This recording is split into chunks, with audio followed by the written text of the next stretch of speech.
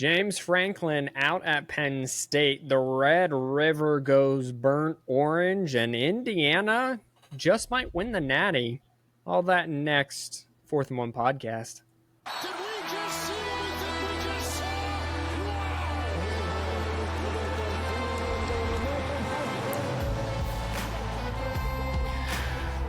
What's good, everybody? Welcome back. It's 4th and 1 podcast. Boy, do we have a show for you. It is I, your host, Captain Boring, alongside my brother from another mother, not CFB3, Robert. Welcome back. Week 7 is in the books. We are halfway done, which is hard to believe because we just started this season. Cannot believe it.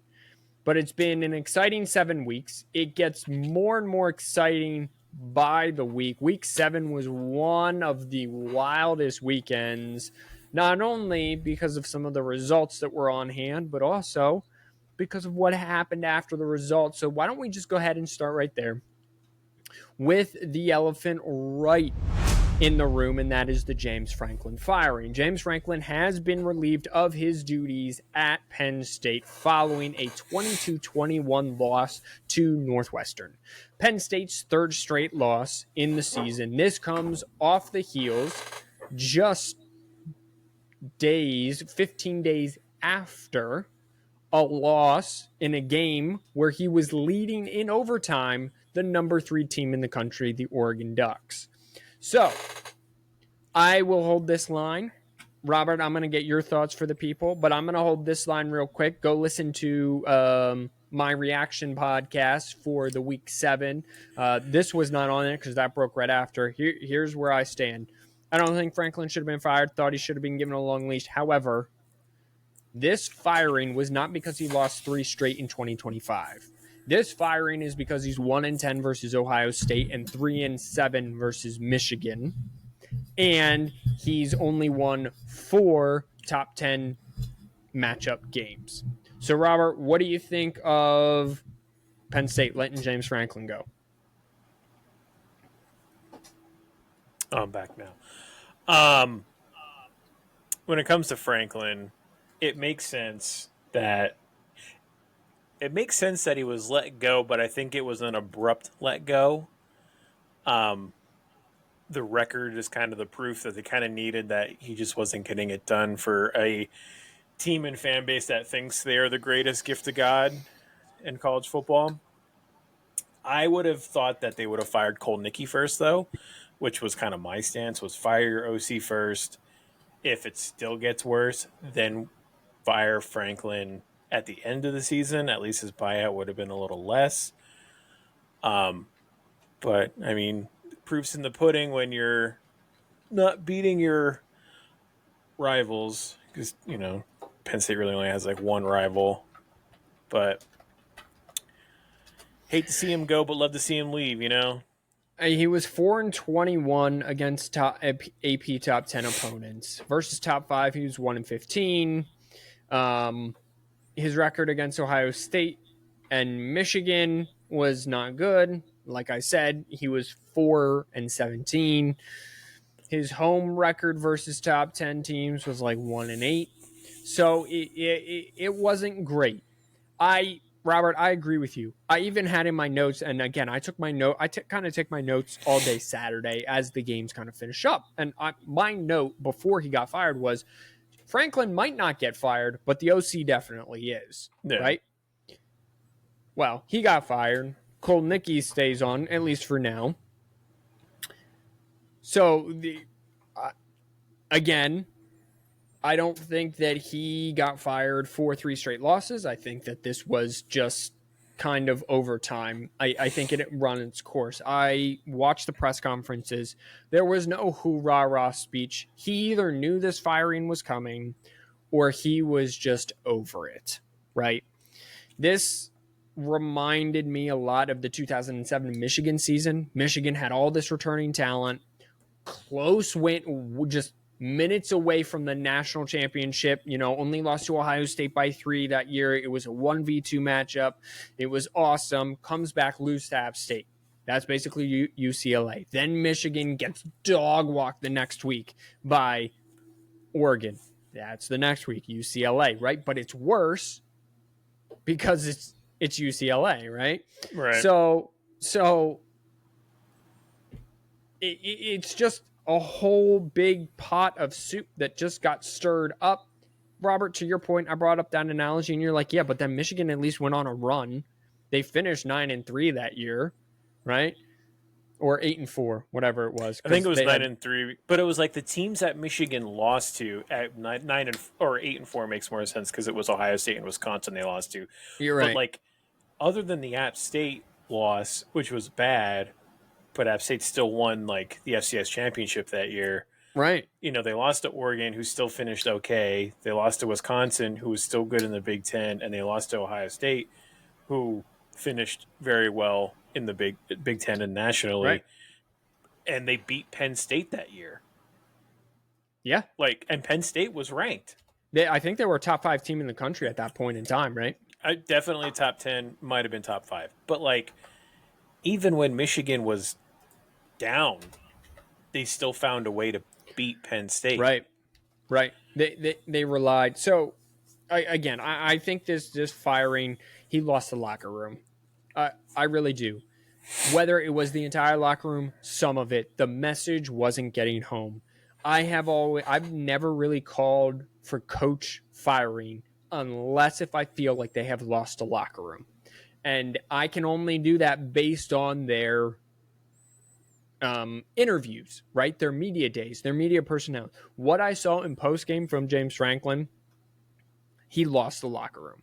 After the Oregon loss, they're just like, here we go, same message yet again. I could be wrong. Maybe he didn't lose the locker room, but if he didn't lose the locker room, then a lot of this falls on the players. Robert, this goes back to your point. This is no longer the days of everything gets put on the coaches. The players bear none of the responsibility. That day is long and gone. You are now getting paid. You are now making millions of dollars. The responsibility now is shared. Do I think it's a 60-40 coach player? Yeah, sure. I think the coach still bears the most of it, but the players share a lot of responsibility. If you love James Franklin, and again, I don't know if they did or don't, and the message was getting home, then you got to play better. Because there's no way that you're telling me that you should have lost to UCLA. Okay? Oregon, I give you. Oregon's talent for talent matchup. The talent was not there for UCLA to beat Penn State. The talent definitely was not there for Northwestern. Northwestern hasn't had the talent to beat Penn State for 10 years. 2015. Okay? Ironically, the last time they beat Penn State, which Robert found out. Robert, wild stat. Give the stat to the people. So apparently, and which I did not think was true because it really didn't make sense, but Franklin was 3-3 against Northwestern before that game. And I was like, there's no way. Yeah. No way. You sent that in a text, and I'm just like, you read something wrong, bro. Try again. Because for as long as I could, Northwestern had some good years under Pat Fitzgerald, but not that good. But then when we looked into it, now he's 3-4. 3-4. You're right. Now he's 3-4. But it was like his first 2 years, he lost against them. The second 2 times they played him, they beat him, and then they lost this time. And then I think I couldn't find the other one that they were talking about, but I think he might have played him against him at Vanderbilt at one time or something. Okay, sure. So, wild stat, and the talent level was not there. So, let's turn the page. Where does Penn State go from here? I will hold this line. I think a lot of colleges will hold this line. I need to look this up real quick, so I do apologize. Because I meant to do it. Current college.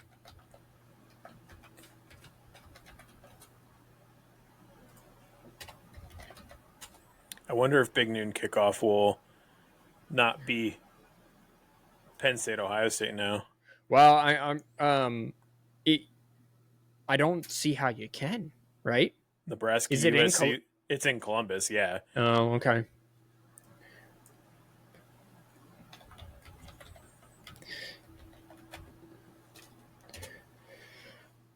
Okay, so there are 8 current college football vacancies. Okay, Penn State, Arkansas, UCLA, Virginia Tech, Oklahoma State, Stanford. Stanford's just on an interim basis. Oregon State just happened this week, 0-7.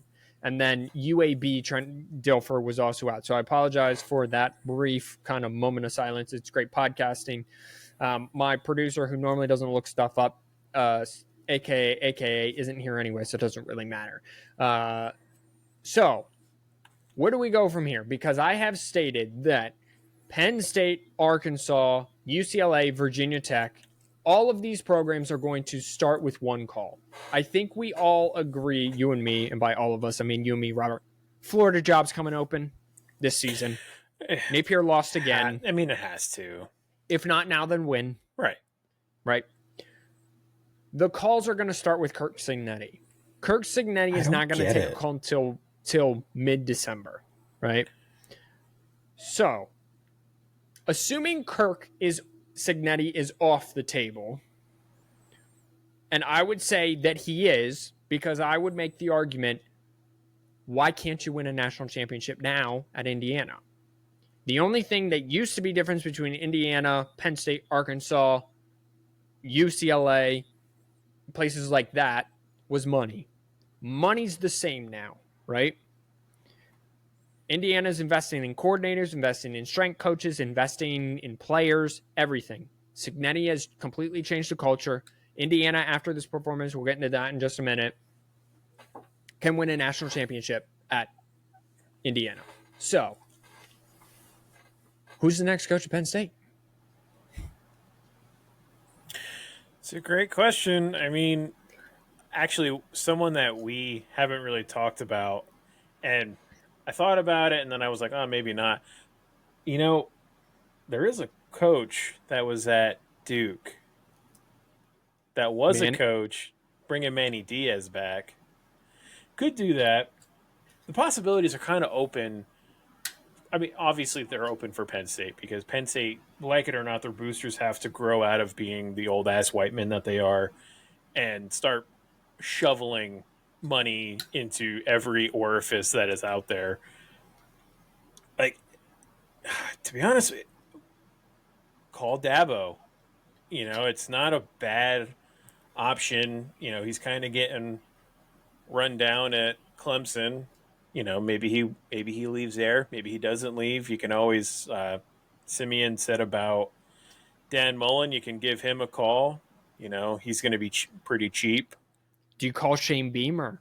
That thing's got to be running its course too. Now, the Virginia Tech job's opening.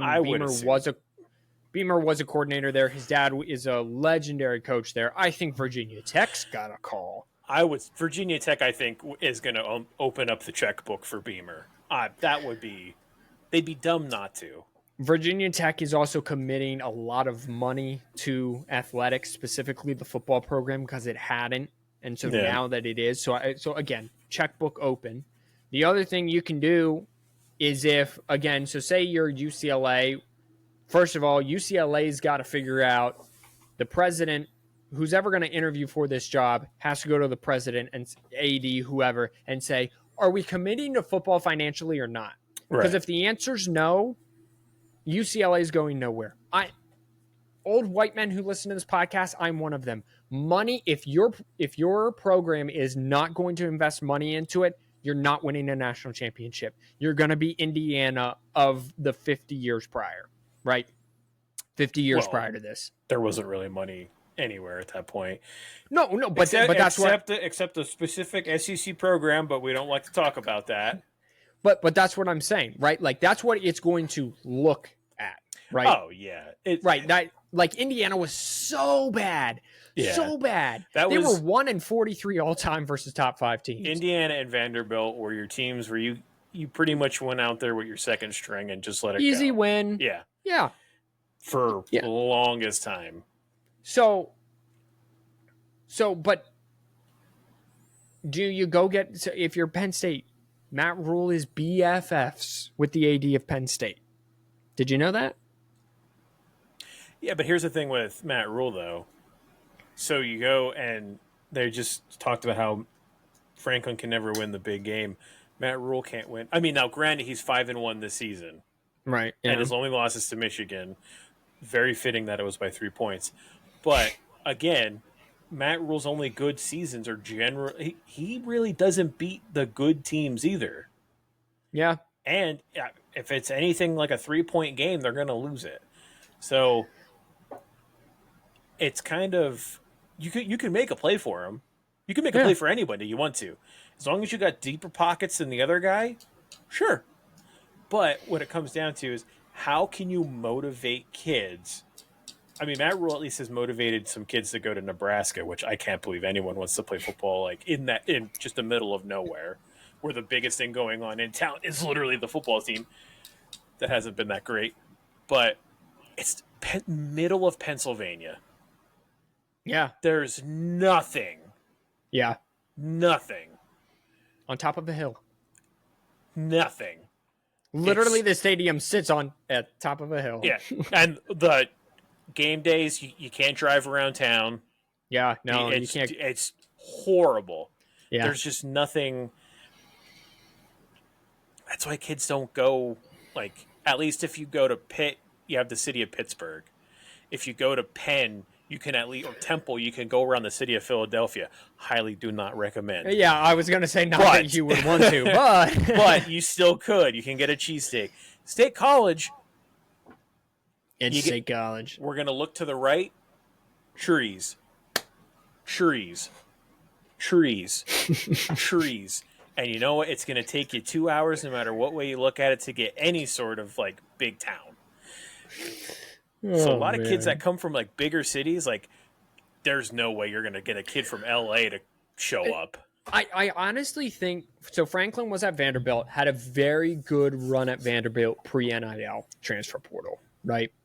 I think that's why he would fit a place like Arkansas. People are saying Florida, and by people, the message boards, the Reddit board, whatever. Like Facebook message, whatever. I'm all on a whole bunch of fan pages. You know, I hear it all. I see it all. The Florida job, I think, is too big and not patient enough for James Franklin. The Arkansas job, middle of nowhere, ish. And if he goes 10-2 at Arkansas, 9-3 at Arkansas, job forever. Am I wrong? All he would have to do is beat LSU. Yeah. I don't know who their Arkansas's rivals are going to be. But I think that's their big one is LSU. I think it's going to be LSU, Missouri, and probably Kansas. Like those ones. Like maybe those ones like around it. Whatever's in there. Yeah. Yeah, you could beat Kansas any day of the week. Hell. So I think Franklin fits in a place like that. Penn State, there were only 3 coaches that had more wins than James Franklin in the last 4 years. 3 years, 4 years, something like that. Dan Lanning, Ryan Day, and Kirby Smart. So you fired a very, very successful coach without the championships, but so does Dan Lanning doesn't have any championships, right? He has a Big Ten title. That is more than James, but James Franklin also has a Big Ten title. Very old, but one Big Ten title. So if you're Penn State, you got to make a splash, but it's got to be a good splash because while you are one coach away from the national championship, you are one coach away from just entering the whirlpool of mediocrity. And Penn State is not the kind of program that wants to be in the whirlpool of mediocrity. Alrighty, let's go ahead and switch topics from James Franklin to another team in the Big Ten.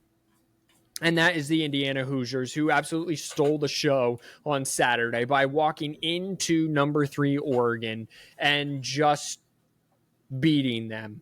They beat them in the trenches. They beat them on the perimeter. They beat them in special teams. They beat them in every way that counted. And you might say, Makai, they won the game. No, they beat them. And when was the last time that Indiana beat Oregon in every facet of the game? And it looks like it's self-sustaining. Okay, Indiana may have had an upset here or there throughout the years. It wasn't a top 5 upset. Already been over those numbers, right? Second win in like 40 years. So Kirk Cignetti's done a wonderful job. He's going to be fielding a lot of calls for all of these openings, and I assume if Florida comes open, that one's going to be open, and whoever else is opening. But how impressed are you with Indiana? Follow-up question to that. Can Indiana win the Natty? I mean, yeah, I'm impressed because, we saw this last year. We saw where they ran their table, they were beating their chest, doing their thing, and then they played Ohio. It was, you haven't played anyone. They played Ohio State. Everyone was pumped up for it, and Ohio State just beat the hell out of them. Right. And then it was like, okay, that's an issue. Then they go to the playoff. They play Notre Dame, lose to Notre Dame, which Notre Dame kind of figured out their stride at that point. So coming into this year, it was, can they do the same? And right now they dog walk Illinois. And it's like, whoa, all right, hold on now. And then it was, okay, well, Indiana or Illinois is kind of bouncing around. Well, now they have to go to Oregon. They got to go to Eugene.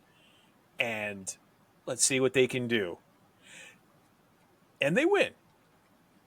And, that's a big win. It builds more confidence into at least being able to say, hey, Indiana has a chance at a national championship. Now, on the flip side of that, they don't play anyone the rest of the year. Yeah, again, not the AP top 3 teams don't play any ranked teams the rest of the year as of right now. Right. So now we're looking at, okay, so the next ranked, possibly the next ranked team that Indiana would play would be Ohio State if they win the rest of their stuff. Ohio State in the Big Ten championship. If they beat Ohio State in the Big Ten championship, then I would say this team definitely has a shot at winning a national championship. The thing is, I don't know if Ohio State really is the front runner for a national championship right now, in my opinion, because Alabama looks a lot better than kind of everyone at this point, minus Miami. Miami probably looks the most well-rounded, but I would say Indiana is probably 4 that I would put. Ohio State 3-ish. Can they? Yeah. Will they? We'll see. I understand your hesitation about Ohio State. But I don't know. It's just my dog moving around. I don't know what more people need to see from Ohio State. They squeeze the life of you out of you defensively. There's nothing anybody does well against Ohio State's defense. And you could say level of competition. I get it. Out of conference, non-conference wasn't great. The Texas win goes up and down like this. Some weeks it looks really good. And other weeks it looks really bad, right? The Illinois win, again, Ohio State has not been threatened for a minute this year. So I understand people's hesitancy with their non-conference and their strength of schedule and the fact they don't play any ranked teams the rest of the year. And so we want to see who Ohio State is. But what I'm seeing as a Michigan fan, diehard, is that Ohio State's a problem. And if you want to rank Miami ahead of them, fine. But if they match up with each other, I'm going to take Ohio State. I just am. So my thing looking at them is, in my opinion, from at least watching the Big Ten, is this is probably the worst Ohio State team that I've seen. I don't know how you can say that. Oh, easily. Offensively, this team doesn't match. Jeremiah Smith is still the best player on this team entirely. But Agreed. the team in general, I would put last year's team ahead of this team. I would put any Justin Fields team ahead of this team. I would put any of Sure, the offensively, but not defensively. And what has won the national championship the last 2 years? Defense. Yeah, your defense can win you the game, which understandable. But again, Penn State had a good defense last year.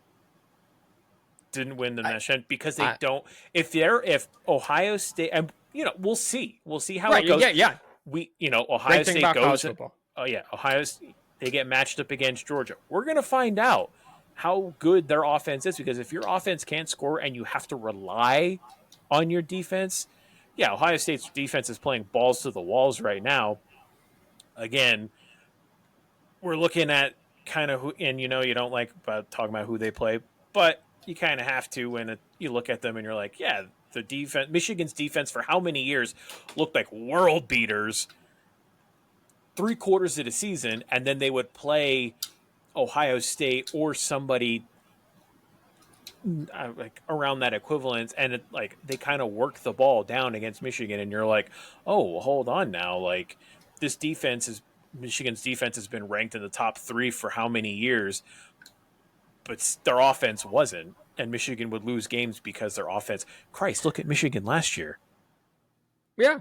I mean, that's the way how I'm looking at it. And a lot of it, I'm so used to seeing Ohio State's offense being explosive.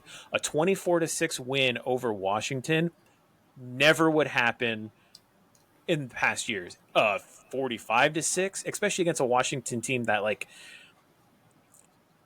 they have no offense right now. But I would rather have this Ohio State problem where the defense is so dominant and the offense will get you there and will score. It just needs to come along, rather than the problem that a lot of teams, including Michigan, is having this year, which is the offense needs to come along and the defense is like, nah, maybe next week, right? Like, I just think that in college, in NFL, the term defense wins championships, right? I think I consider to be untrue. I think offense in football wins championships. However, I think the term defense wins championships is way more true when it comes to college football than pro football. So I feel that this Ohio State scheme and what they're doing this year is better than last year.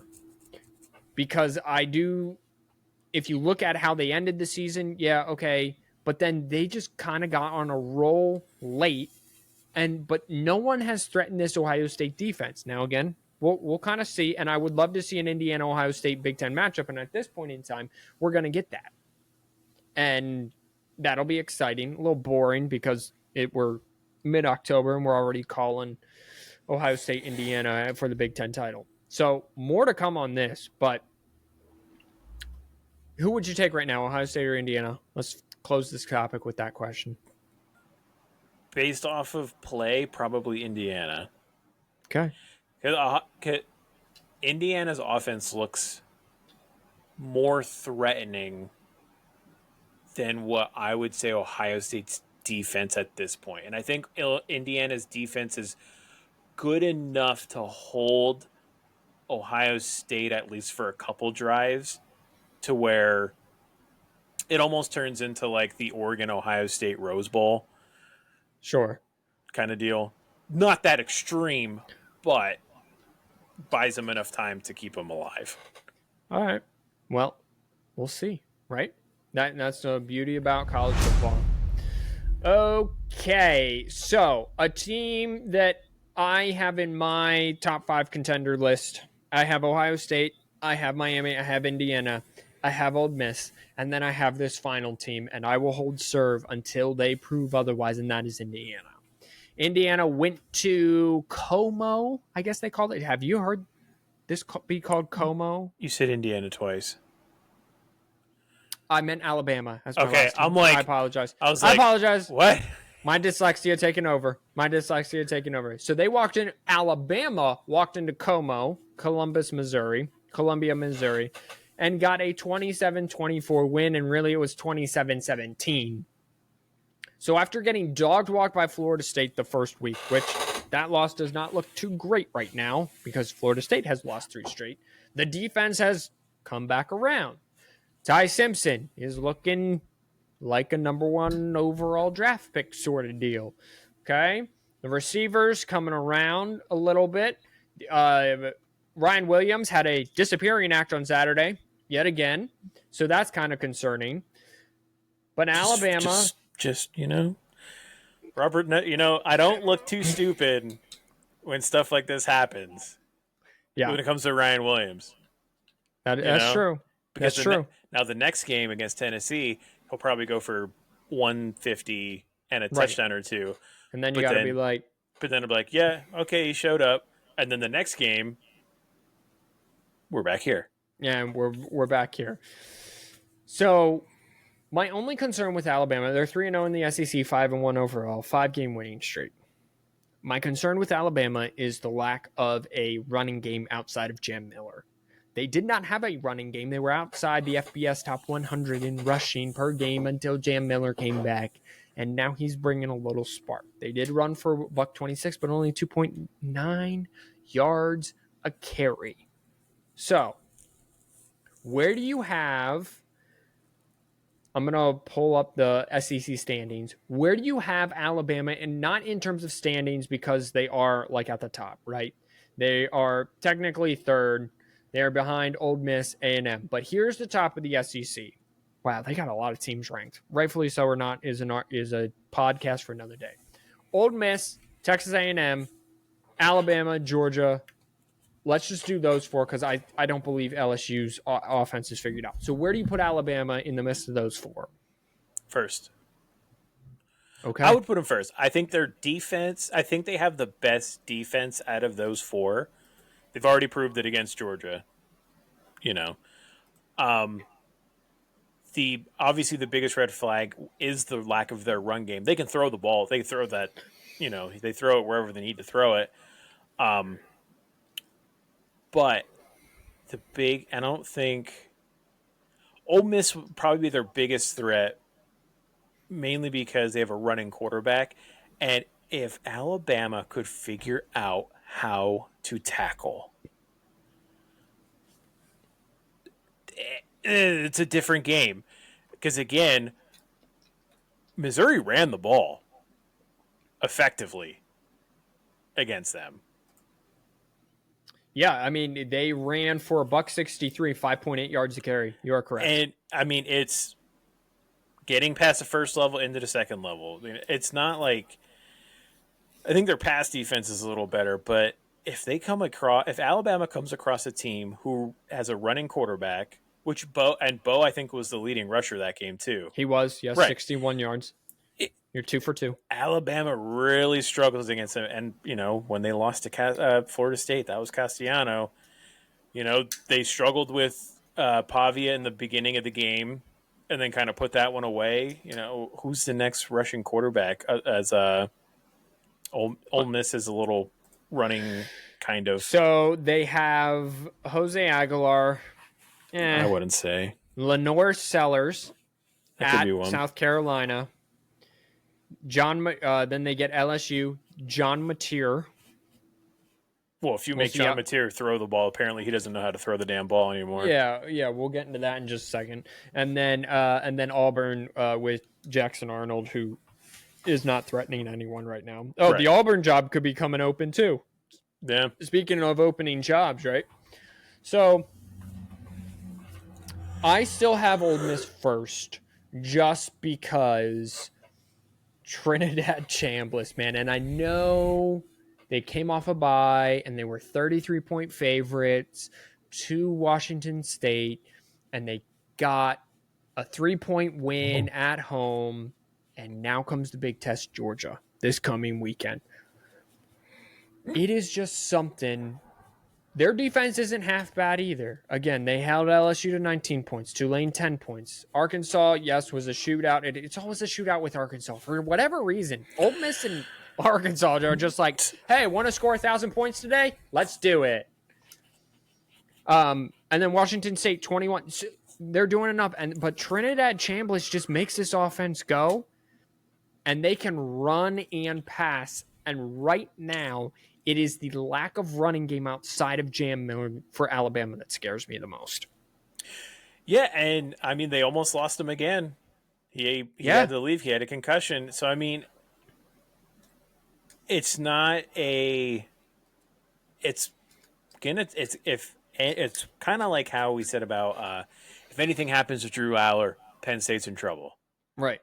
Well, lo and behold. Right, but who would have guessed that Penn State would be in the situation that they are now? Right. But it's kind of like if anything happens to Jam Miller again, they got to find somebody, like some more consistency. They're almost like Georgia of last year. Georgia really didn't have a run game for the longest time. I don't think that it's a very good run blocking O-line. I really don't. I think it's more a pass set O-line, right? It's. I'm not sure that it is running. I think Jam Mailer helps, but I don't know that it's just running back dependent. Well, it's if you have a running back that can at least get you 2 to 3 yards a carry, it kind of makes the defense have to at least respect it. Where they didn't. No, you didn't have to respect Alabama's run game because there was none. So it was, well, if we blitz, he's not going to run past us, so we're coming. Because that whole first game against Florida State, Ty Simpson, I think the defense saw the back of his jersey going the opposite way more than anything. Yeah, for sure. You're right. Ty Simpson is more of a pocket guy. Yeah. So he's a more pro-style quarterback. Right. So they took advantage of that. So that's why I like Ole Miss. However, I think we're sleeping on the Aggies a little bit. I'm very impressed with the Aggies. I still want to see them getting a matchup with a big, quote-unquote, big-time SEC team. Because the floor has fallen out on this team so many times. It's unbelievable, right? They are the quintessential Penn State, where it's just going so well, and then they lose to one team, and then it's like, and then they lose to another team, right? 10 and now they've never been as good as 10-2, but also their schedule lends to it. They're at Arkansas this coming weekend, then they're at LSU, at Missouri, South Carolina. They get Samford. I hate the SEC, dude. I can't wait for next year for it. And then they're at Texas. Their schedule's not difficult. Their defense is playing really well. A&M could very well be in the SEC title game. That's fine. I still won't believe in A&M until the title game. After they would win. I want to see them against an Ole Miss, against an Alabama, against a Georgia, to see if they can, when they get punched in the face by a contender, if they can actually punch back for once. Let's not sleep at, LSU and Missouri, those are both road games. Okay. Yeah. So I'll give them credit with that, with, the big, and LSU's defense is still very much probably one of the best defenses, at least in the country. Yeah. Offensively, totally different ballgame. That's my problem with LSU right now. Yeah, that's my problem. We could at least see how does A&M react to a defense that is you got to work on this, Yeah, sure. So at least we'll kind of see that aspect of it. Find a shot. Yeah. All right. So I just want everyone to know I was going to spend more time on this, but I don't want to. Florida State lost their third straight game as well. Mike Norvell's seat heating up, probably at least a little bit. He's got to get this ship righted. 8 straight conference loss. That's amazing. Wow. Who would have thought? Especially in the ACC, that's not really. I would say the ACC's down, rightfully so. Obviously. I would agree. I would When agree. Clemson and Florida State are generally down, the ACC is generally down. Yep, absolutely. So to not win an ACC game, that's not good. That is not good. Not great. UCLA, what was Deshaun Foster doing? They had this whiz kid, apparently, Jerry Neuheisel, on the staff. Is it Jerry or is it Rick? Because his dad does CBS. I don't know. Yeah, it's a new Jerry. Heisel. Who knows? He played quarterback there. They went in. I understand Michigan State isn't the best team in the world. They're not whatever they were on Saturday when UCLA walked in there and, to quote you, Robert, dog walked them. Yeah. Holy cow. So they scored 45 against 42, whatever it was, 45, 42 against Penn State. And then they scored 38 against Michigan State. So UCLA is completely different. By the way, there is a path that UCLA can make the Big Ten title game, win the Big Ten title game, and make the college football playoff after starting 0-4. If that happens, I am dubbing it the greatest season in college football history. And stop. It will be talked about for millennia, if it will.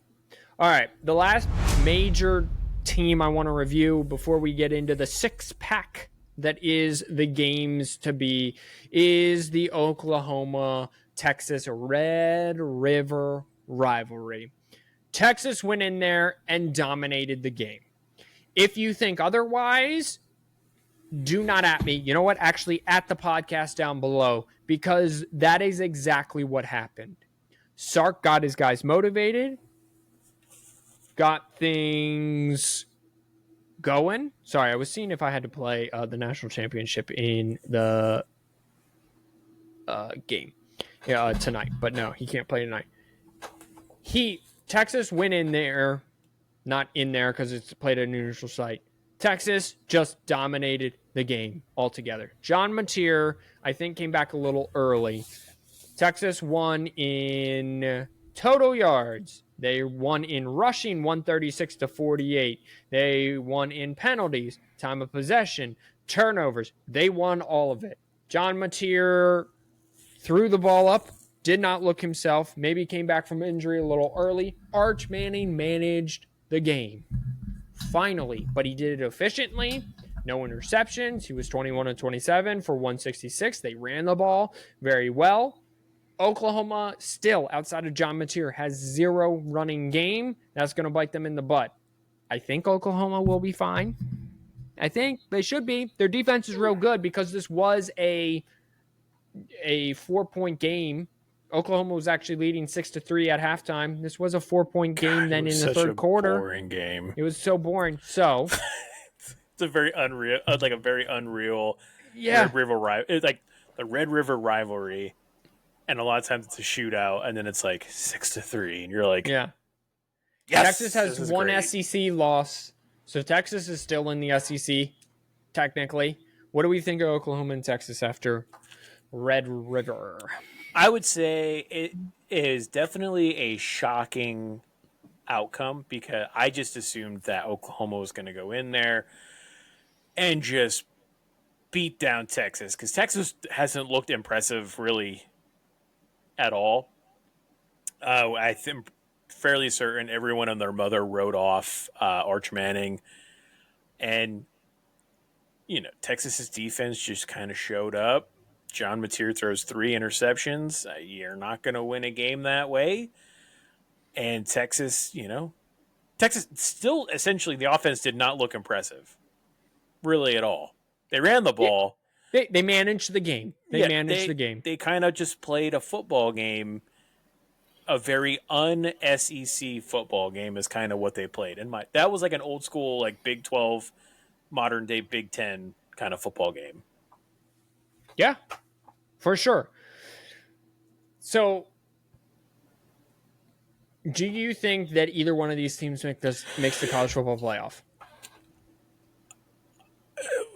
No. Okay. I think that was the most hesitant no in the history of no's. What we got there? I think Oklahoma has a better shot.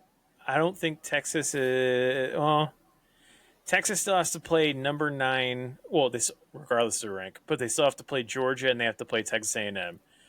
They got to beat one of them and not lose any more. And Oklahoma, I mean, Oklahoma. To be honest with you, maybe neither of them, because Oklahoma's they got to play Ole Miss, Tennessee, Alabama. Mateer's got to come back to what Mateer was, right? Yeah, and Venable just has to keep them motivated. Yeah, keep them motivated, keep the confidence up. They got to beat somebody. You know, they got to. Yeah, they can't really lose. I think the SEC. I think the SEC is going to be wild. I really do. I just think with the remaining schedules and how many teams are ranked, it's just going to be a wild last half of the season. So I think there's a lot more to come with this. Robert, for the record, agree with you. I don't think either are making the college football playoff. It doesn't happen very often, we agree, but I do not think... It's a tough road for both. Yeah, for sure. So. But I think if one of them do, I think they're one of the more dangerous teams because they've been through the ring. It's a very well battle test. If Oklahoma makes it through, then they're probably the best team. The best one, probably the first, if not second best SEC team at that point, because that's a lot that they're going to have to go through. Yeah, for sure. Texas, if Texas wins the rest of their games, I mean, yeah, they would beat Georgia and A&M. I can't imagine that they don't drop at least one, if not two more games. Yeah, I would agree. Alrighty, let's go ahead and spin this week forward to week 8, which is exciting. And potentially could be an exciting week because on paper it doesn't look like there's too much excitement, which normally means there's going to be some excitement, ladies and gentlemen. Let me just pull that hat down right there like that. All right, so here's the deal. We got Tuesday football. We got Wednesday football. We got Thursday football. We got Friday football and, of course, Saturday football. Okay? Everyone on board with that? Great. Love that for everyone. So football start. We are recording on Tuesday, the 14th. New Mexico State, Liberty. Go ahead and give me Liberty. They're minus 10. South Alabama, Arkansas State. Give me South Alabama. Florida International, Western Kentucky. Give me Western Kentucky. I don't know why I just did that. I'm feeling weird. I'm hungry. I'm tired. Either. I was like, what dude, it's 7 p.m. It's 7 p.m. It's so late for this. It's so late for this. Okay. Let's start. I don't even know. Let's start LSU Vandy, which is noon on ABC. And this is ranked on Ranked Violence. Number 10 LSU goes to Vanderbilt. Number 17, Diego Pavia, land. They to Nashville. Robert, here's the kicker on top of this. Vanderbilt's favored by 2.5. It's believable, though. College football is it? No, I agree with you. It makes. If you would have told me this 3 years ago, not a shot. Yeah, right.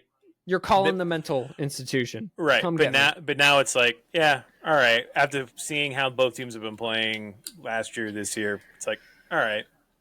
So this game is just a game that 3 years ago the FBI gives Vanderbilt a 60% chance to win. Are you kidding me right now? The problem with LSU is LSU has. One game they have a running game, the next game they don't. Then Garrett Nussmeier is great, and then he's terrible. The defense has always been good. Diego Pavia has been good at every single point this year. He has 1,400 yards, 14 touchdowns, 4 interceptions. He's Vanderbilt's leading rusher. Can that keep up? They have Stowers, their tight end, Vanderbilt. He's probably a first-round pick. Aaron Anderson, I believe, is out, or was that last week? I think it was last week. Okay. So will Aaron Anderson for LSU be available? Caden Durham, again, the running game has just been so hit and miss. Is Garrett Nussmeier fully healthy? We don't know. This is a whole bunch of people are going to want to take LSU because LSU historically is the much better team. I like Vanderbilt in this game. It's at Nashville. The hype is there. The fans are going to be there. Is Nashville 1 hour time difference on the East Coast? I guess it really wouldn't matter because LSU's also a 1 hour time difference. So it would be, it's roughly the same. Like there's no real time difference, right? Baton Rouge, I think. Are we doing a geography lesson? I think Nashville is. I'm getting Nashville and Knoxville switched up, but Nashville, I think, is in Eastern. They are central. They're Nashville central. is central. Which one? So okay, there's so Baton Rouge would have to be central as well. So it is going to be an 11 a.m. kick. So the body clocks will be fine. However, it's always kind of whenever games kick off at 11, I always kind of feel like they're a little sleepy sometimes. You know, that like no one's quite drunk enough yet to do chaos. But they're wide awake enough to cheer loud. So it's that weird in between. Nashville's fans historically haven't also been the most energetic bunch in the pack. Everything has changed since Diego Pavia. So I'm taking Diego Pavia and the Commodores to roll on. Robert, do you like the Bengal Tigers from Baton Rouge or the Commodores from Nashville Vanderbilt? Brother, I don't know what's going on with you right now. Dude, it's going to get weird the rest of the podcast. Just letting that know. Knoxville is in Eastern time Knoxville's zone, by the okay. way. All right. Good to know. Yeah. I think I'm going to go with Pavia and the Commodores. I think their defense, Vanderbilt's offense, they're gonna be able to score, but I think their defense is going to keep Nussmeier in check. I don't foresee this being a very high scoring game. I feel this is probably going to be like a 2017, 21, 14 kind of game, but give me the Commodores. Okay. All righty. Love that for everybody. Ole Miss and Georgia. I looked up because the SEC gives names to all their rivalries, and I thought the Ole Miss Georgia has to have a banging rivalry name. They don't. They just hate each other, and they play like it. So, Georgia, number 5, Ole Miss goes to number 9, Georgia. Georgia messed around with Auburn last week. Some officiating help, I will say at the very least. Oh my God. That's embarrassing. Dude, it's on multiple fronts. Yeah. And I think maybe the NCAA's got to get involved with this because Kirby running down the sideline, calling timeout, saying timeout, and you're just going to be like, no, I was clapping. I understand the SEC really doesn't have that great of education, let alone the South, not really that great of education. Outside of Vanderbilt, we love you, Nashville. Right. Like if you want degrees, you go to the Big Ten. But like, there's no way, right?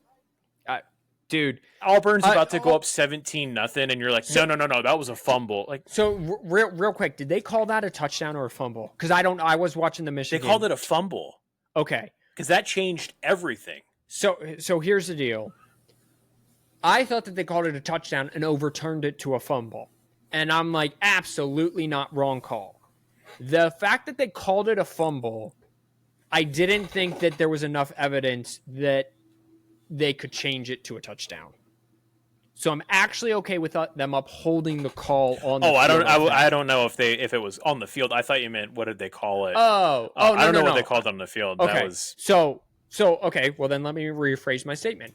So if they called it a fumble on the field, I'm okay with it standing. However, I do sort of disagree and thought it looked like a touchdown. If they called it a touchdown, reverse it to a fumble, absolutely there was highway robbery done in that game. The timeout thing was bad. There was some roughing the passer, late hit out of bounds, kind of at the end of the first half. Did not agree with at all. However, Georgia's defense dominated the second half of that game. Right? Like Georgia just took over the game and just absolutely dominated. I digress. Let's fast forward. Ole Miss travels in between the hedges. I almost died choking. Dude, man, I almost died. That? Dude, I told you it's going to get real weird. Demons coming out today. All righty. To Athens in Sanford Stadium. This is a matchup that Kirby Smart finally got the monkey off of his back last year. Beat Georgia. Carson Beck threw a few interceptions. It was rainy. Dude, you are all over the place. What? Not Kirby. Lane. Whatever. Same. Yes. Podcast after dark. Car podcast after dark. Lane got the monkey off of his back. Thank you for the correction. Carson Beck, though, last year for the Bulldogs threw a few interceptions. They had dropped passes. It was rainy. It was foggy. Austin Simmons actually came in the game and led a touchdown drive when Jackson Dart had to go out. So FBI gives them a 70% chance to win. They are favored by 7.5, the Bulldogs. That is of Georgia. Trinidad Chambliss is going to get the start. He has been nothing of sensational. He is at the top of people's Heisman list. I think he just climbs even higher on that list if he goes in and wins. Georgia's been prone to slow starts this year. Yet again, last week is another example of that. Prone to slow starts. Prone to the running game not always working. Prone to Gunnar Stockton being hit or miss at times. Ole Miss, though, has kind of just slowly been doing they haven't been explosive, but they haven't been terrible. So, the running Rebs, the Georgia Bulldogs, who do you like? I'm taking Georgia. I'm taking Georgia at home. It's tough to beat them at home. I know Alabama did it this year, but Georgia also doesn't beat Alabama in general. Alabama did it twice, 2 longest SEC home winning streaks. Yeah. Missouri and Georgia. That's just what they do. They just crush everyone's dreams. But I think it's going to be a close game. The 7.5 that Georgia is giving, I bet you. I bet you. I think this is going to be definitely closer. Georgia more than likely is going to start off slow, is going to have run game issues, and it would not surprise me if Georgia's actually trailing at half for this game. But then I would say Georgia's going to kind of figure it out, and I'm expecting at least one turnover, a late game kind of changing turnover. But yeah, I think Georgia kind of gets crappy here and sneaks out a win. Trinidad Chambliss and Gunnar Stockton's stats are almost identical. 1286 for Chambliss, 1264 for Stockton, 6 touchdowns for Stockton, 7 for Chambliss, 1 interception each. So very evenly match up. Ole Miss, at least on paper, has the better running game. I don't know why I feel this way. I just do. And I'm going to take the Rebels of Ole Miss. I am going to use this in the parlay. I'm going to use one or the other, and I'll let you know when I make up my mind. I either take Ole Miss plus the 7.5, or I'm going to take the under of 54.5 because I see this as a 24-27 kind of type game. 27-21. Either way, it works, right? So I'm going to take Ole Miss. I just think Lane Kiffin. Did I do it right? There you go. I just think it feels different to me than watching old Miss teams. All righty. USC and Notre Dame, the rivalry. This is kind of Notre Dame's last shot at a ranked team, at least for right now. USC is coming off of a just demolishing of number 15 Michigan. They are now 20. They are back in the ranking. Notre Dame is 13. Again, Notre Dame's schedule is not great the rest of the way. After this, they get Boston College, Navy, Pitt, Syracuse, Stanford. No one's ranked. No one on paper could be ranked moving forward, at least as of right now, without some chaos. So this is kind of Notre Dame's last shot to look good. Lincoln Riley, as I said, their offense is number 1 in the FBS in yards per play. He's got the offense going like it was at Oklahoma.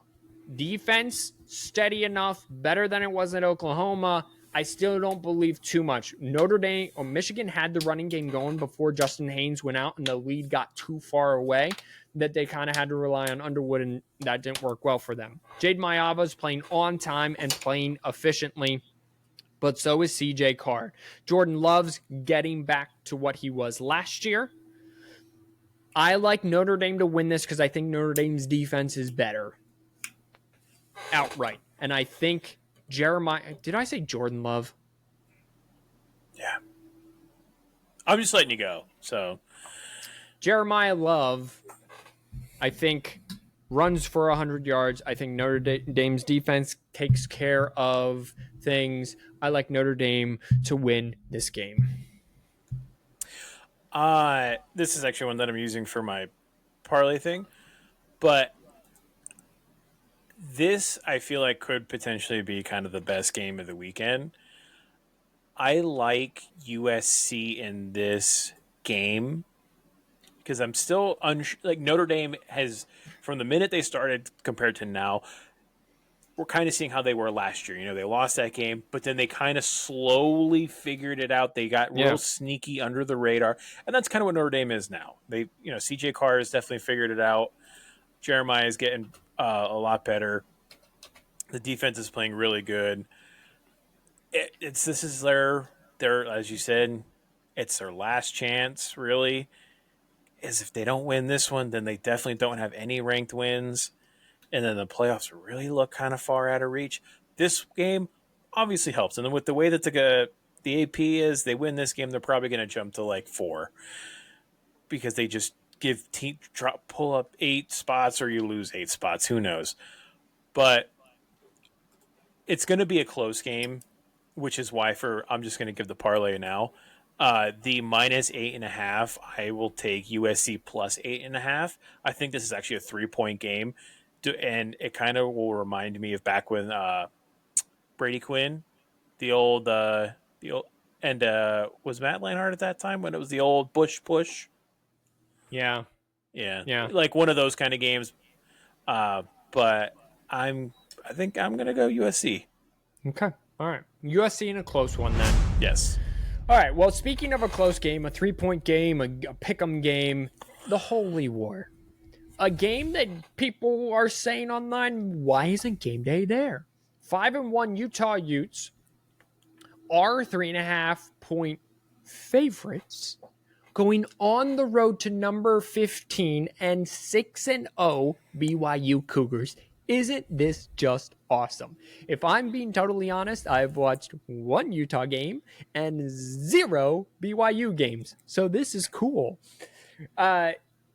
BYU, for losing their quarterback so close to the season, has just done splendidly. Again, 6-0, 3-0 in conference. Their quarterback, I believe, wears number 47, Bear Bachmeier. That's so cool. He has 1,200 yards on the season. He has 8 touchdowns, 3 interceptions. His QBR is 32nd in the nation. He's doing very well. The LJ Merton, their running back, boy, is he good. He has 652 rushing yards on the season and 4 touchdowns. This BYU team is a ground and pound, no nonsense, not flashy, but they just win football games. Meanwhile, Utah's in their one show-me game got absolutely manhandled at home by Texas Tech, who seems to be the cream of the crop currently for the Big 12. Devin Dampier leads them in both passing and rushing. That's a problem. Their defense and offensive line, if their offensive line can dominate the game, rushing-wise, they're great. If Devin Dampier has a huge rushing game, they're probably going to win the game. Outside of that, you keep Devin Dampier in check, BYU's probably going to win the game. So, I love that it's a pick'em game. FPI has it a 51% chance BYU wins. Utah, though, is favored on the sports book by 3.5. I don't know what to do. I see this game as a 21-18, 21-20 maybe even lower than that, 15, 12, 5 field goals, 4 field goals for one team. Other than that, low scoring, beat 'em up, line of scrimmage, old school, 3 yards and a cloud of dust football. I'm going to take the home team, though, in the Holy War. Plus, no Utah student has threatened to bomb the campus if their team lose. Full Utah, baby. So no one's gone full Utah. Give me the Mormons in the mountains. Ah, man, that was so great. He's gonna blow up that was. She got jail time for that too. She got arrested. Yeah. Well, that's crazy. She should. Yes, 100% deserved. You cannot make threats against a nuclear reactor in a school. You cannot do that. My favorite part is that BYU was so bad that year and Utah was so good that if Utah lost, it would have been like the end of the world. Yeah, and that's, I think we actually said going full Utah full Utah a couple of times. That's like the behind the scenes of that joke. Oh, for sure. Yeah. That's going full Utah. Yeah. BYU kind of makes me a little nervous because they just escaped Arizona in that double overtime game. In double overtime. Yeah. They handled West Virginia, snuck by Colorado, but rivalry games are toss-ups, in my opinion. You throw the records out the window. It's just two teams that hate each other, and they're going to figure it out. I'm going to go with BYU. BYU runs the ball very efficiently, and Utah is pretty much hanging on that their quarterback is going to make the team go. Yeah. And if he can't make the team go for more than 4 drives, it's going to be a long game. So I'm going to go with the Cougs. Okay, excellent. This next game, I think, is the greatest rivalry name in the history of sports. And you might hate me for that, and that's okay. I think the SEC rivalry game names are just excellent, but this one specifically, because of how dumb you might say it is, I think is the greatest rivalry game of all time, and that is the third Saturday in October. And that is the Tennessee Volunteers going to Tuscaloosa, Alabama to take on the number 6 Alabama Crimson Tide.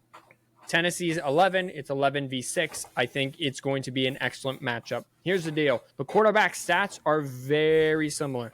Tennessee is kind of playing desperate football, playoff football. Now, they do have some shots at redemption down the stretch were they to lose.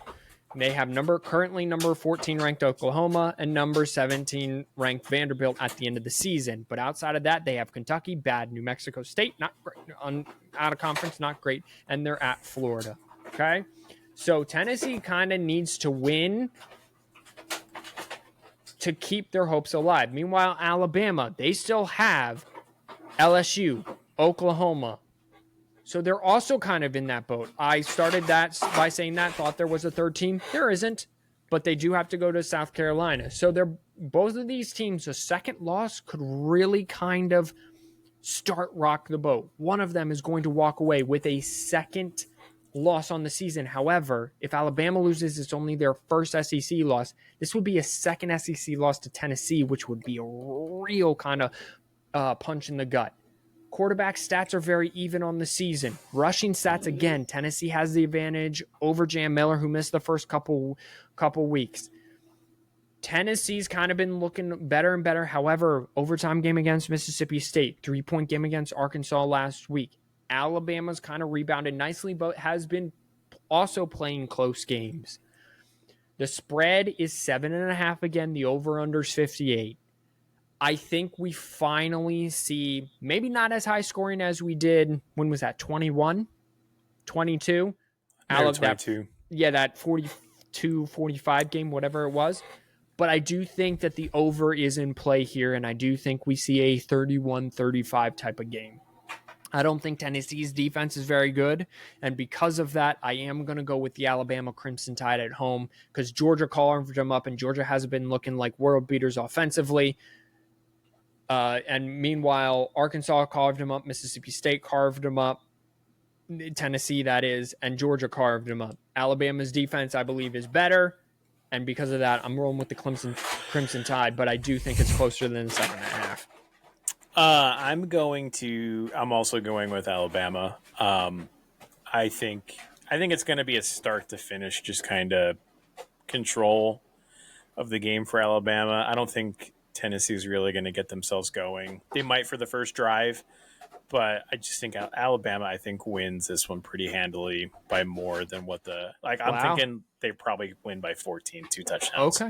Okay. Excellent.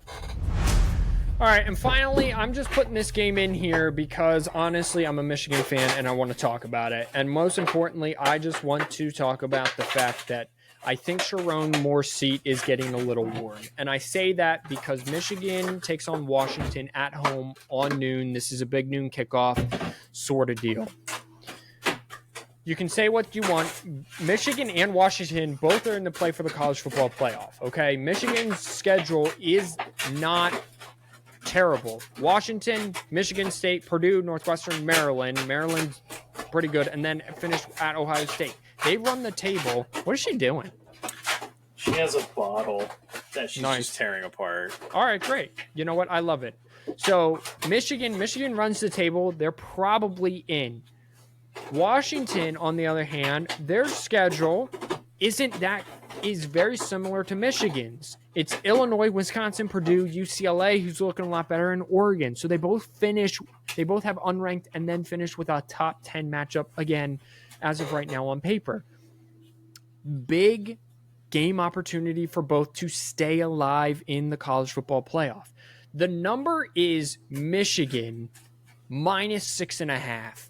And I don't understand why. Michigan is not tackling this year. Michigan is not consistent with the running game. We'll see if Justice Haynes can come back. He had an abdominal injury. Things are improving. I saw an injury report. He's progressing. We'll see if he plays this weekend. If he doesn't, are they forced to kind of just go with Bryce Underwood and see what the freshman has? Who knows? Meanwhile, on the other side, Washington has a freshman, Damon Williams, who is awesome. I guess he's a sophomore, redshirt freshman, whatever. He has thrown for 1,600 yards, 10 touchdowns, only 1 interception. They have put up points against everybody except Ohio State. They went to Maryland and had a 20-point comeback and won. Then they hosted Rutgers, and they were losing that game and then ripped off a whole bunch of points and won that 38-19. So unfortunately, I think this is the season for Michigan. And I hate to say that, and I think that if they lose this game on Saturday to Washington, Sharon's seat gets very warm because they were 8-4, 8-5, whatever, 7-5 last year. And then I think you're looking at, again, 9-3 at best, but 8-4. And the quarterback was supposed to be better. I understand he's a freshman, but the defense was supposed to be the same. The defense has to look like regressed. I'm hesitantly picking Michigan, but I don't like them covering at all. I guess the biggest take is the fact that Michigan is home. Yeah. So at least they don't have to travel. I don't like Michigan right now. Dude, neither do I. They're not, the offense looks stale and good at times.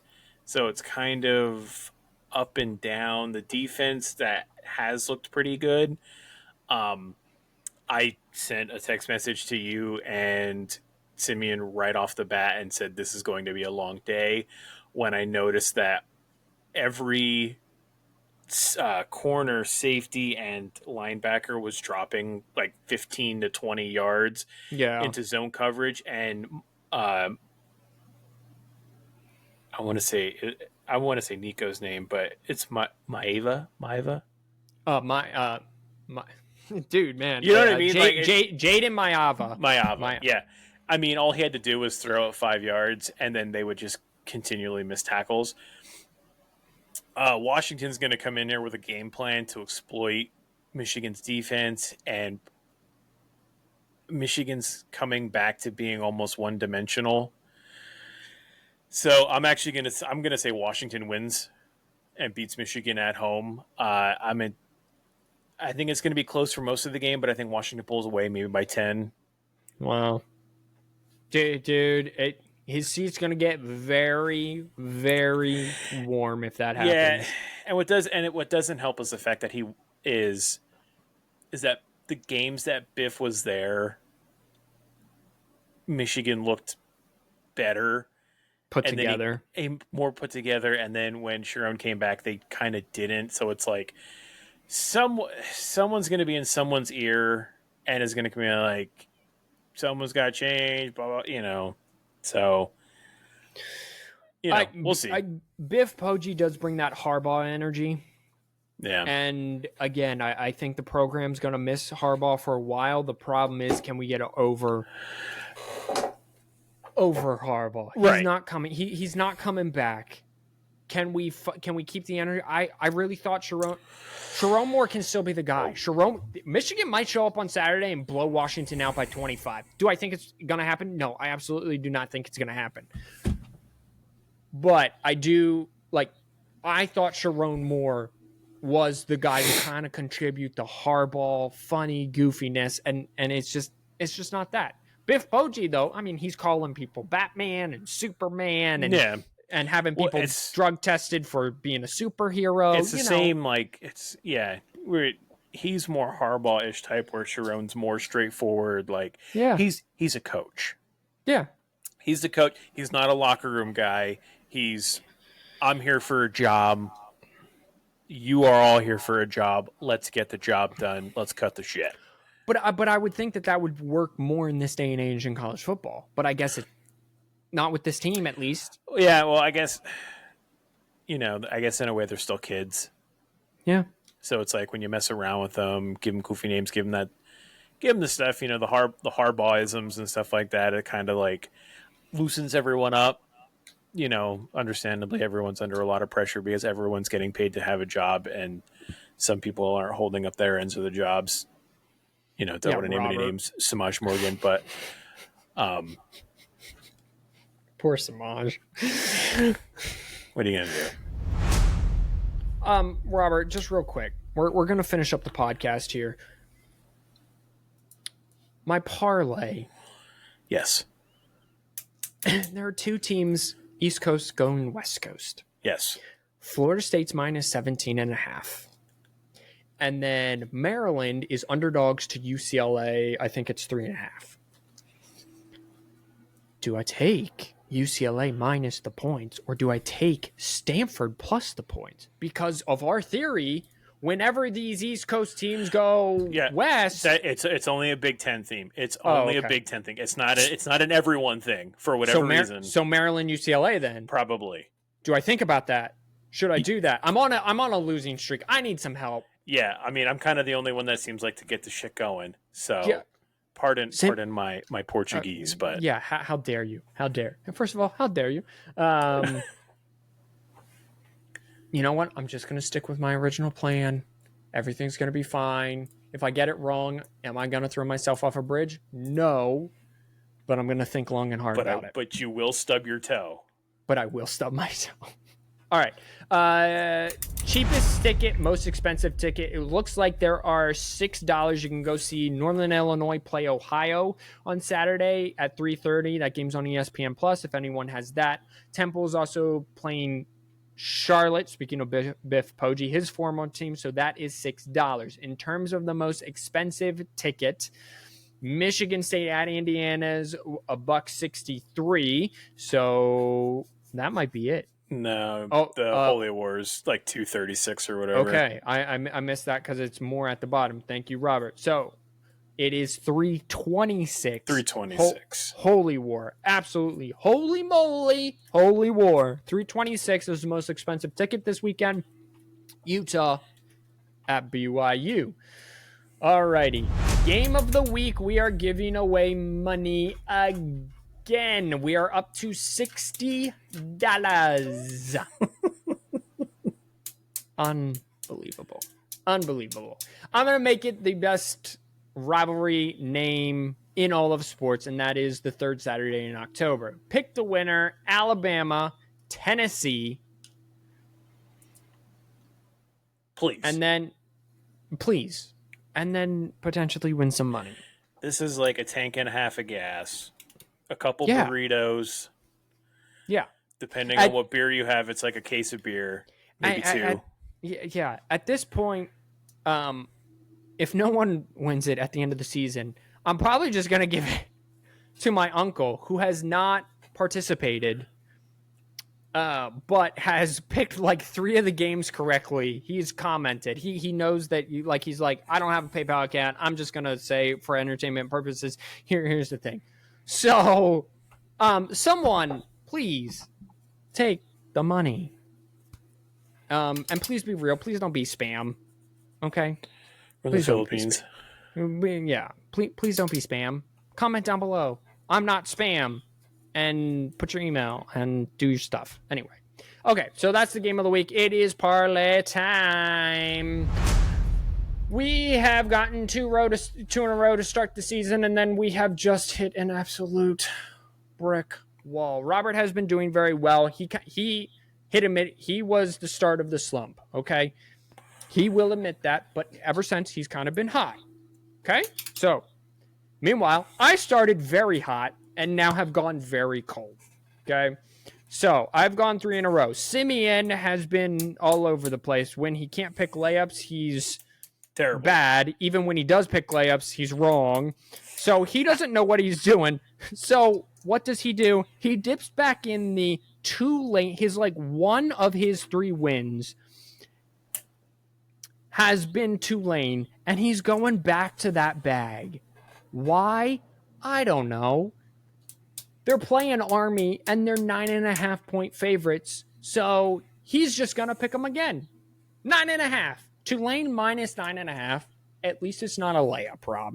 Yeah, that's all we can ask for. At least it's not a layup. Robert, what do you have for the second leg? I'm going USC plus 8.5. Okay. What I'm going to do is I'm going to go Georgia Old Miss, and I'm going to take the under. Under 54.5. I love it. I actually bet a bunch of unders, and wouldn't you know it, on Saturday, this past Saturday, over 50% hit. So I'm just taking I shouldn't do that. I'm just taking the odds that we are going under. I do think that this is a 24-21 type game, 27-24 max. As I say that, both teams will score 45. It'll be wildly entertaining, and I'll be giving the double bird and stubbing my toe incessantly. So those are the parlay. I'm going to write this down for everyone so I remember. Tulane minus 9.5. Go ahead and write down that UCLA one just to see if it turns out. Okay. All right. You had USC plus 8.5, you said? Yeah. And I had Georgia under 54.5. Okay. So, and then what is it? UCLA is minus 3.5. Look at that dog. I love it. She's a dog. She's a dog. You're Minus, dog. Not minus 0.35, 3.5. All right. Well, that will do it for this rendition of the 4th and 1 podcast. Thank you, everyone, for being here and being a part. Wash your hands, you filthy animals. Follow us on Instagram and TikTok. 4th and 1 podcast, 4th and 1 pod on TikTok. Thank you so much, and bye-bye.